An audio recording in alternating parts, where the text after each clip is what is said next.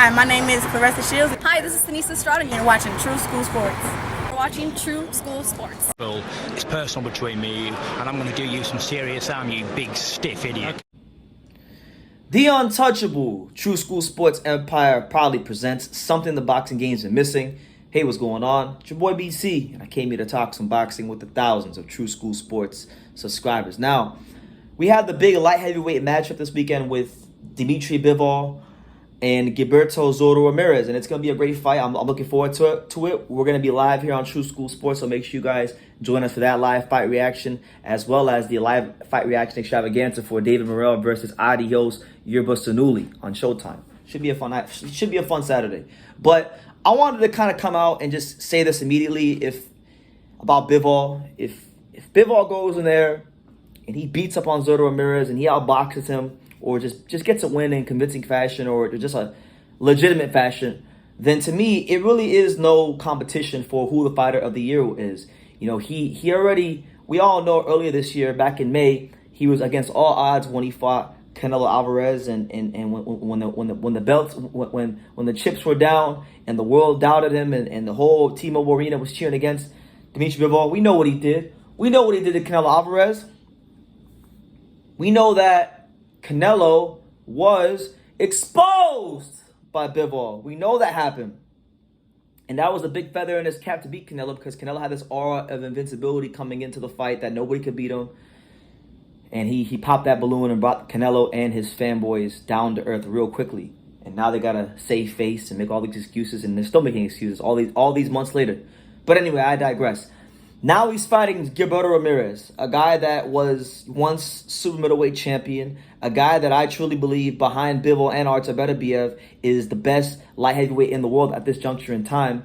More of a natural light heavyweight in comparison to Canelo Alvarez. Big, strong, determined. He's beat 44 people in the pros. A lot of his detractors like to say that Gilberto Ramirez hasn't fought nobody, which isn't even true. But it's a big fight for Zurdo. It's the signature fight that he's been waiting for his entire career. He's going to be very game and determined to beat Bivol, because at least he's been saying that Bivol has been avoiding him for the last few years. So this is his chance to really prove himself and stick his flag in the ground and you know, let boxing know who he is, and that he is one of the top guys in the sport. And if Bivol goes and beats him, I mean, for Christ's sakes, in 1 year, he will have conquered the whole country of Mexico. All jokes aside, yeah, he'll have conquered the best fighters from around his weight from the country of Mexico, which also happen to be two of the best fighters around his weight in Canelo and Zurdo. And I just don't see anybody that could really match what he's doing. I mean, I love Roman Gonzalez, but if he knocks out Gallo Estrada, I wouldn't even give him Fighter of the Year. Bam Rodriguez, he's had some great wins this year against Israel Gonzalez, Carlos Cuadras, and Rungvisai. But I don't think that would outweigh Bivol potentially beating Canelo and Gilberto Ramirez in 1 year. I mean, Canelo and Gilberto Ramirez at these weights have been at the top of boxing for, you know, Canelo not as long, because he hasn't been at 68 in light heavyweight as long, but like, you know, Zurdo's been a top 68 pounder going all the way back to like 2017. You know, and Canelo Alvarez is one of the top pound-for-pound fighters in the sport. So to have both those scalps on your resume while being WBA light heavyweight champion and a guy that's defended the belt, what is it, like 6-7 times already? There really is no competition, and he's doing it. He's doing it in a way where, you know, he's showing you those world-class boxing skills. He's showing you the elite feints. He's showing you that he's not just some pillow-fisted fighter, that he can hurt you. You can't just run up on Bivol and think that you're gonna just walk through his punches and beat him down. That's just not how it goes. You know, he's just mastered the art of boxing at such a high level. He has mastered the art of how to win a fight by decision. But I truly believe in this fight with Gilberto Ramirez, that art that he has mastered, the ability to win by unanimous decision and outbox people, is going to be tested, because unlike Canelo and some of his previous opponents, this is a guy that, you know, Gilberto Ramirez could campaign at cruiserweight, and he'd probably be a slightly above average size cruiserweight. Gilberto Ramirez is going to come into the ring on fight night, unless they have some sort of rehydration clause, which I don't think they do. Gilberto Ramirez is going to come in on fight night weighing in 200 plus pounds. Bivol probably coming on fight night weighing somewhere in the 180s, something like that. So, you know, he's probably going to have like a 20 pound plus weight advantage.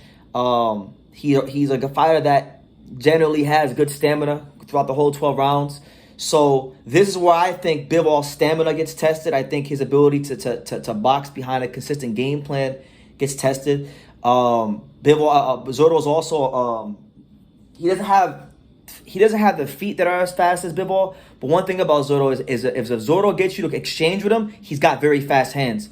And my thing is like if Bivol gets into one of those situations where he's not able to use his feet and he has to exchange, that's why I think Zurdo can exploit maybe not an advantage, but he could utilize a strength of his, which is that hand speed, that he has when his feet are planted and he's exchanging.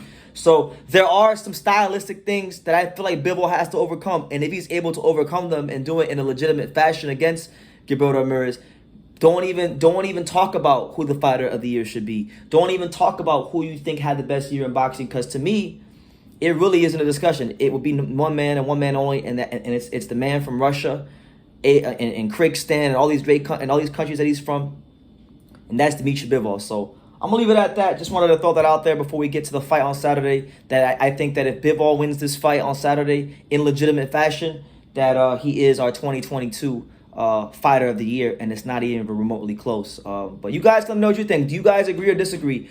Do you guys agree about Bivol being fighter of the year if he beats Zurdo? And if you don't think that, and you don't agree with me, who do you think should be fighter of the year? And also, I want you guys to tell me in the comments, what do you think is the biggest obstacle with Zurdo that Bivol will have to overcome come Saturday night?